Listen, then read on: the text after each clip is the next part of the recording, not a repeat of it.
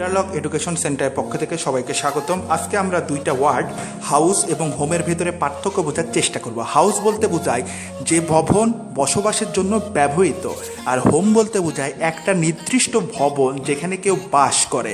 তার মানে হোম হচ্ছে নির্দিষ্ট ভবন, আর হাউস যে কোনো ভবন হতে পারে। যেরকম many new houses have been build, মানে অনেক নতুন নতুন বাসা তৈরি করা হচ্ছে। তার মানে এই হাউসগুলো যে কোনো বাসা হতে পারে। You should go home now, তোমার অবশ্যই বাসায় যাওয়া উচিত। এটা কার বাসায়? ইউ শুড গো হোম, তার মানে ইউর হোম মানে তার নিজের বাসায় যাওয়া উচিত। তার মানে এটা তার নিজের একটা বাসা, তার মানে নির্দিষ্ট ভবন।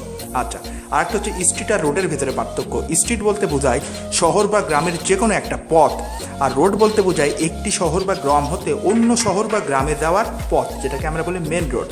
যেরকম the streets of the town are narrow, তার মানে এই শহরের যে পথগুলো আছে সেগুলো অনেক সংকুচিত। কিন্তু যদি বলা হয় which is the road to the village, তার মানে কোন রাস্তাটা ওই গ্রামে যাওয়ার জন্য ব্যবহৃত। Which is the road to the village মানে ওই গ্রামে যাওয়ার জন্য ব্যবহৃত। তার মানে এক জায়গায় আমরা আসি, ওই গ্রামে যাওয়ার জন্য একটা পথ চাচ্ছি, সেক্ষেত্রে ব্যবহৃত হবে কি? রোড। এখানে কখনোই ব্যবহৃত করা যাবে না স্ট্রিট। ধন্যবাদ সবাইকে।